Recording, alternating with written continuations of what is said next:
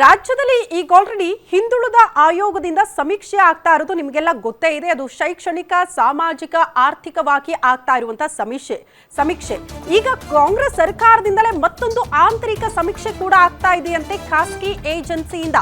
ಅದರ ಉದ್ದೇಶ ಏನು, ಆ ಕುರಿತ ಡೀಟೇಲ್ಸ್ ಅನ್ನ ನಿಮ್ಮ ಮುಂದೆ ಇಡ್ತಾ ಇದ್ದೀವಿ.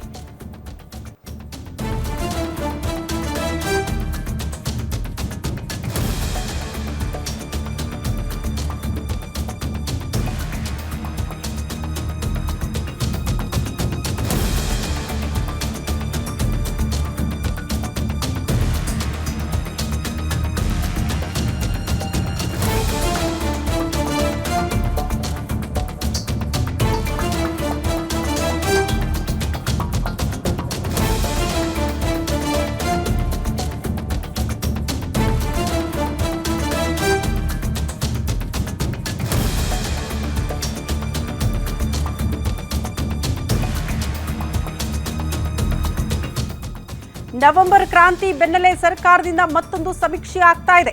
ಸರ್ವೆ ನಡೀತಾ ಇರುವುದು ಸಿಎಂ ಪರವಾಗ, ಡಿಸಿಎಂ ಪರವಾಗ.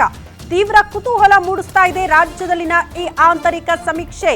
ಖಾಸಗಿ ಏಜೆನ್ಸಿಯಿಂದ ಆ ಸಮೀಕ್ಷೆ ಮಾಡಿಸ್ತಾ ಇರೋದು ಯಾಕೆ, ಯಾರು ಮಾಡಿಸ್ತಿದ್ದಾರೆ, ಯಾವ ಉದ್ದೇಶದಿಂದ?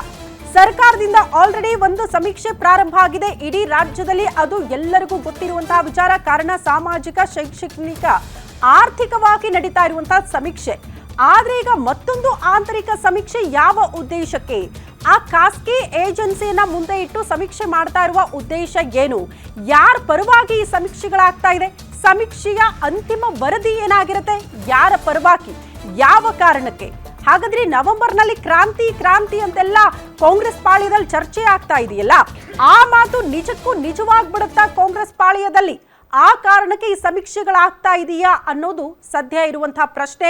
ಹಾಗಾದ್ರೆ ಆಂತರಿಕ ಸಮೀಕ್ಷೆ ನಡೆಸ್ತಾ ಇರುವಂತಹ ಉದ್ದೇಶ ಏನು, ಯಾರು ನಡೆಸ್ತಿದ್ದಾರೆ, ನವೆಂಬರ್ ಕ್ರಾಂತಿಗೂ ಇದಕ್ಕೂ ಇರುವಂತಹ ಸಂಬಂಧ ಏನು, ಆ ಕುರಿತ ಡೀಟೇಲ್ಸ್ ಕೂಡ ನಿಮ್ಮ ಮುಂದೆ. ರಾಜ್ಯ ಸರ್ಕಾರಕ್ಕೆ 2.5 ವರ್ಷ ಪೂರ್ಣವಾಗ್ತಾ ಇರುವ ಹಿನ್ನೆಲೆ ಆಂತರಿಕ ಸಮೀಕ್ಷೆ ಆಗ್ತಾ ಇದೆ. ಪ್ರತಿಯೊಬ್ಬ ಸಚಿವನ ಕಾರ್ಯವೈಖರಿಯ ಕುರಿತು ಆಗ್ತಾ ಇರುವಂತಹ ಸಮೀಕ್ಷೆ ಇದು.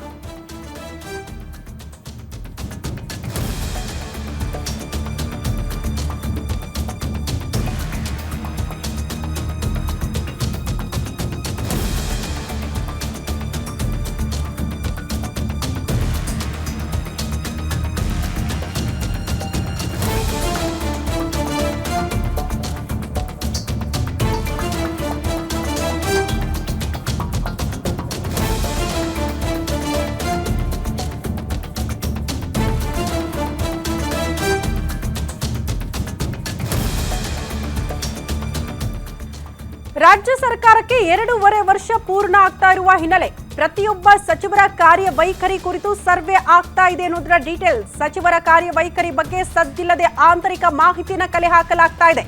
ಸಮಾಜದ ವಿವಿಧ ವಲಯದಿಂದ ಸಚಿವರ ಕುರಿತು ಮಾಹಿತಿ ಸಂಗ್ರಹ ಆಗ್ತಾ ಇದೆ. ಸಚಿವರ ಕುರಿತು ಪಾಸಿಟಿವ್, ನೆಗೆಟಿವ್ ವಿವರಗಳ ಬಗ್ಗೆ ಮಾಹಿತಿ ಸಂಗ್ರಹ. ಸಚಿವ ಸಂಪುಟ ವಿಸ್ತರಣೆಯ ಪ್ಲಾನ್ ಬೆನ್ನಲ್ಲೇ ಸಚಿವರ ಬಗ್ಗೆ ವಿಸ್ತರಣೆಯಲ್ಲ ಬದಲಾಗಿ ಪುನರ್ರಚನೆ ಆಗೋದು. ಯಾಕಂದ್ರೆ ಕೆಲವರನ್ನ ಕೈ ಬಿಟ್ಟು ಕೆಲವರಿಗೆ ಸಚಿವ ಸ್ಥಾನ ಕೊಡಿಸೋದಿದೆಯಲ್ಲ, ಆ ಪ್ರಕ್ರಿಯೆಗೆ ನವೆಂಬರ್ ಸಾಕ್ಷಿ ಆಗುವಂತಹ ಎಲ್ಲಾ ರೀತಿಯ ಸಾಧ್ಯತೆಗಳಿದೆ. ಆ ಕಾರಣಕ್ಕೆ ಈ ಸರ್ವೆ ಮಾಡೋದಕ್ಕೆ ಸರ್ಕಾರ ಮುಂದಾಗ್ತಾ ಇದೆಯಂತ. ಸರ್ಕಾರದ ನಿರ್ಧಾರನ ಸರ್ಕಾರನೇ ಸೂಚನೆ ಕೊಟ್ಟಿರೋದಕ್ಕೆ ಸರ್ವೆಗಳಾಗ್ತಾ ಇರೋದು, ಅಥವಾ ಕಾಂಗ್ರೆಸ್ನ ಹೈಕಮಾಂಡ್ ನಿಂದಲೇ ಸೂಚನೆ ಹೋಗಿ ಈ ರೀತಿ ಸರ್ವೆಗಳನ್ನ ಮಾಡಿ ಸಚಿವರ ಕಾರ್ಯವೈಖರಿ ಬಗ್ಗೆ ರಿಪೋರ್ಟ್ ಅನ್ನ ತರಿಸಿಕೊಳ್ಳುವಂತಹ ಪ್ರಯತ್ನಗಳಾಗ್ತಾ ಇದೆಯಾ ಗೊತ್ತಿಲ್ಲ.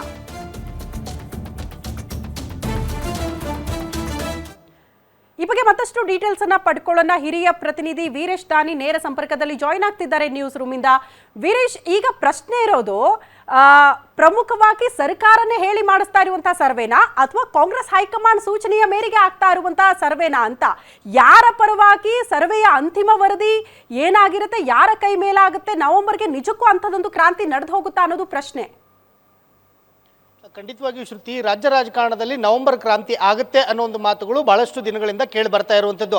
ಆದರೆ ನವೆಂಬರ್ ಕ್ರಾಂತಿ ಆಗೋದು ಅಧಿಕಾರ ಹಂಚಿಕೆ ವಿಚಾರದಲ್ಲೋ ಅಥವಾ ಸಚಿವ ಸಂಪುಟ ವಿಸ್ತರಣೆಯಲ್ಲೋ ಅನ್ನೋದೇ ಸಾಕಷ್ಟು ಕುತೂಹಲಕ್ಕೆ ಕಾರಣವಾಗಿರುವಂಥದ್ದು. ಇದರ ಮಧ್ಯೆನೇ ಹೈಕಮಾಂಡ್ನ ಒಪ್ಪಿಗೆ ಜೊತೆಗೇನೆ ಸರ್ಕಾರದಲ್ಲಿರ್ತಕ್ಕಂಥ ಹಿರಿಯರ ಒಬ್ಬರ ಸೂಚನೆಯ ಮೇರೆಗೆ ಒಂದು ಆಂತರಿಕವಾಗಿ ಸರ್ವೆ ನಡೀತಾ ಇರುವಂಥದ್ದು. ಯಾಕಂತಂದ್ರೆ ನವೆಂಬರ್ ನಂತರ ಸಚಿವ ಸಂಪುಟ ವಿಸ್ತರಣೆ ಆಗಲೇಬೇಕಾಗಿರುವಂಥದ್ದು. 2.5 ವರ್ಷಗಳ ಕಾಲ ಈಗಾಗಲೇ ಸಚಿವರುಗಳು ಕೆಲಸವನ್ನ ಮಾಡಿದ್ದಾರೆ. ಹೀಗಾಗಿ ಕೆಲ ಸಚಿವರುಗಳನ್ನು ಬದಲಾವಣೆ ಮಾಡಲೇಬೇಕಾದಂಥ ಅನಿವಾರ್ಯತೆ ಕಾಂಗ್ರೆಸ್ ಹೈಕಮಾಂಡ್ಗೆ ಇರುವಂಥದ್ದು. ಈಗಾಗಲೇ ಸಚಿವರ ಬದಲಾವಣೆ ವಿಚಾರಕ್ಕೆ ಸಂಬಂಧಿಸಿದಂತೆ, ಸಚಿವರ ಕಾರ್ಯವೈಖರಿಯ ಕುರಿತಂತೆ ರಾಜ್ಯ ಉಸ್ತುವಾರಿಯಾಗಿರ್ತಕ್ಕಂಥ ರಣದೀಪ್ ಸಿಂಗ್ ಸುರ್ಜೇವಾಲಾ ಅವರು ಸಚಿವರ ಜೊತೆಗೆ ಅವರ ಸಭೆಯನ್ನು ಸಹ ಮಾಡಿ ಅವರು ಇಲಾಖೆಗೆ ಯಾವ ರೀತಿಯಾದಂಥ ಕಾರ್ಯರೂಪಗಳನ್ನು ಕೊಟ್ಟಿದ್ದಾರೆ, ಇಲಾಖೆಗಳಲ್ಲಿ ಯಾವ ರೀತಿಯಾದಂಥ ಹೊಸ ಯೋಜನೆಗಳನ್ನು ತಂದಿದ್ದಾರೆ ಅಂತೇಳಿ ಸಚಿವರ ಜೊತೆಗೆ ಈಗಾಗಲೇ ಅವರು ಎಲ್ಲ ರೀತಿಯಾದಂಥ ರಿಪೋರ್ಟ್ ಕಾರ್ಡನ್ನು ಪಡೆದುಕೊಂಡಿರುವಂಥದ್ದು.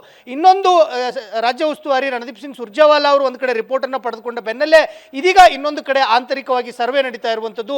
ಸಮಾಜದ ವಿವಿಧ ವಲಯಗಳಲ್ಲಿರ್ತಕ್ಕಂಥ ಗಣ್ಯರು, ಅದರಲ್ಲಿ ವಿಶೇಷವಾಗಿ ಪತ್ರಕರ್ತರು ಇರ್ಬೋದು, ಸಾಮಾಜಿಕ ಹೋರಾಟಗಾರರು ಇರ್ಬೋದು, ವ್ಯಾಪಾರಸ್ಥರು ಇರ್ಬೋದು ಮತ್ತು ಬೇರೆ ಬೇರೆ ರೀತಿಯ ವಲಯಗಳಲ್ಲಿರ್ತಕ್ಕಂಥ ಗಣ್ಯರಿಂದ ಒಂದು ಮಾಹಿತಿಗಳನ್ನು ಪಡೆದುಕೊಳ್ಳಲಾಗ್ತಾ ಇರುವಂಥದ್ದು. ನಿಮ್ಮ ಸಚಿವರುಗಳು ಜಿಲ್ಲೆಯಲ್ಲಿ ಯಾವ ರೀತಿಯಾಗಿ ಕೆಲಸವನ್ನ ಮಾಡ್ಕೋತಾ ಇದ್ದಾರೆ, ಅಭಿವೃದ್ಧಿಯ ವಿಚಾರದಲ್ಲಿ ಯಾವ ರೀತಿಯಾದಂಥ ನಿಲುವನ್ನು ತಾಳ್ತಾ ಇದ್ದಾರೆ, ಪಕ್ಷದ ಸಂಘಟನೆ ಆಗಿರ್ಬೋದು ಮತ್ತು ಪಕ್ಷದ ಕಾರ್ಯಕರ್ತರ ಜೊತೆಗೆ ಯಾವ ರೀತಿಯಾದಂಥ ಒಡನಾಟವನ್ನು ಹೊಂದಿದ್ದಾರೆ, ಈ ರೀತಿಯಾಗಿ ಬೇರೆ ಬೇರೆ ರೀತಿಯಾದಂಥ ಪ್ರಶ್ನೆಗಳನ್ನು ಸಮಾಜದ ವಿವಿಧ ವಲಯಗಳಲ್ಲಿರ್ತಕ್ಕಂಥ ಗಣ್ಯರ ಬಳಿ ಆ ಸರ್ವೆ ಮಾಡ್ತಿರ್ತಕ್ಕಂಥವರು ಮಾಹಿತಿಯನ್ನು ಪಡೆದುಕೊತಾ ಇರುವಂಥದ್ದು.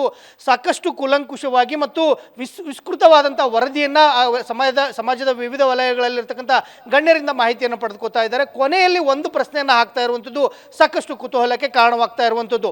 ನಿಮ್ಮ ಜಿಲ್ಲೆಯಲ್ಲಿರ್ತಕ್ಕಂಥ ಜಿಲ್ಲಾ ಉಸ್ತುವಾರಿ ಸಚಿವರು ಸಿಎಂ ಸಿದ್ದರಾಮಯ್ಯನವರ ಪರವಾಗಿ ಒಲವನ್ನು ಜಾಸ್ತಿ ಹೊಂದಿದ್ದಾರೋ ಅಥವಾ DCM DK ಶಿವಕುಮಾರ್ ಅವರ ಪರವಾಗಿ ಜಾಸ್ತಿ ಒಲವನ್ನು ಹೊಂದಿದ್ದಾರೆ ಅನ್ನೋ ಒಂದು ಪ್ರಶ್ನೆಯನ್ನು ಕೇಳ್ತಾ ಇರೋದೇ ಸಾಕಷ್ಟು ಕುತೂಹಲಕ್ಕೆ ಕಾರಣವಾಗ್ತಾ ಇರುವಂಥದ್ದು. ಆದರೆ ಈ ಸರ್ವೆಗೆ ಹೈಕಮಾಂಡ್ನ ಒಪ್ಪಿಗೆ ಸಹ ಇರುವುದರಿಂದ ಈ ಸಚಿವರುಗಳ ರಿಪೋರ್ಟ್ ಕಾರ್ಡ್ ಯಾವ ರೀತಿಯಾಗಿ ತಯಾರಾಗುತ್ತೆ ಅನ್ನೋದು ಸಾಕಷ್ಟು ಕುತೂಹಲಕ್ಕೆ ಕಾರಣವಾಗಿರುವಂಥದ್ದು. ಯಾಕಂತಂದರೆ ಸಚಿವರನ್ನ ಸಂಪುಟದಿಂದ ಕೈ ಬಿಡಬೇಕಾದ್ರೆ ಅವರಿಗೆ ಅದಕ್ಕೆ ಕಾರಣವನ್ನು ಸಹ ಕೊಡಬೇಕಾಗುತ್ತೆ. ನಿಮಗೆ ಈ ವಿಚಾರಗಳಿಗಾಗಿಯೇ ನಿಮ್ಮನ್ನು ಸಚಿವ ಸಂಪುಟದಿಂದ ಕೈ ಬಿಡಲಾಯಿತು ಅನ್ನೋ ಒಂದು ಮಾಹಿತಿಯನ್ನು ಕೊಡಬೇಕಾಗುತ್ತೆ.